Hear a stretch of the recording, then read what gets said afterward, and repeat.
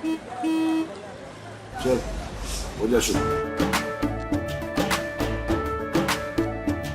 केसरिया से मन जोगी हुआ रे, दिल झूमे देखो पतवारा हुआ रे, दिल झूमे देखो पतवारा हुआ रे।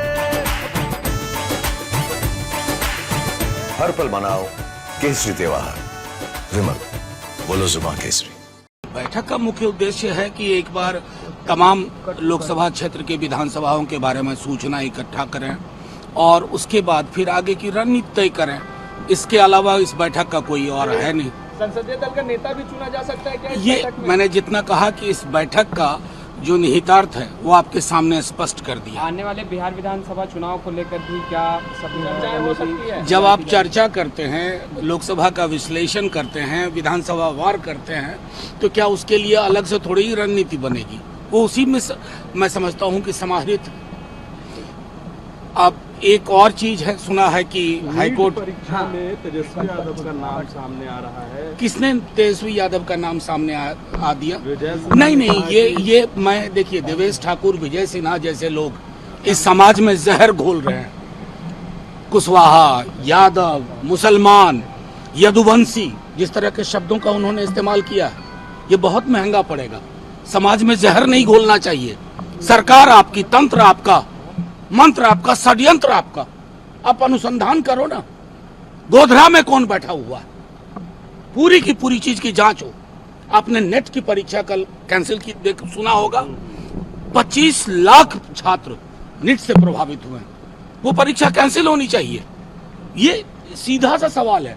इसमें तेजस्वी यादव का नाम घुसेरने की कोशिश करना, ये उनका अल्प ज्ञान भी दर्शाता है। वो आप पूरी बात तो मेरी सुन लीजिए। ये अनफिट लोग हैं।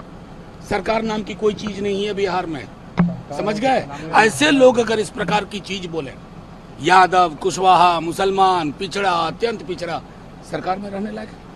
संविधान की शपथ लेते हो, शर्म आनी चाहिए। अभी जांच पूरी नहीं हुई और इस तरीके से गंभीर आरोप नेता प्रतिपक्ष पर प्रेस कॉन्फ्रेंस। मैं इसलिए कह रहा हूं कि एक पूरी परिपाटी है। देवेश जी एक बात बोलते हैं, उसी बात से मिलती जुलती बात विजय जी बोलते हैं। तो मुझे तो ये लग रहा है कि बिहार जैसे समाज में आप क्या कहना चाह रहे हैं? पिछड़ा, अल्पसंख्यक, अत्यंत पिछड़ा, आप सीधे आरोप मढ़ रहे हैं। ये आप, मैं बार बार कह रहा हूं, अनफिट हैं। जिस पद पर आप हैं, you are unfit to run the government. जो हाई कोर्ट का फैसला है, इस पर आप क्या कहेंगे? जाति गणना का देखिए, मैं सीधी सी बात कहूं, गौर से सुनिएगा, दुर्भाग्यपूर्ण है। इस तरह के फैसले से फासले बढ़ते हैं। आप सबको मैं बताऊं, तमिलनाडु को बहुत संघर्ष करना पड़ा। इसलिए नेता प्रतिपक्ष तेजस्वी जी चुनावी सभाओं में और अलग से भी माननीय मुख्यमंत्री जी से आग्रह करते रहे कि अब तो आप उधर हैं, उनसे आग्रह कीजिए इसको 9वीं अनुसूची में शामिल किया जाए। आज 9वीं अनुसूची में शामिल होता, इसकी जुडिशियल स्क्रूटनी नहीं होती, जुडिशियल इंटरवेंशन नहीं होता।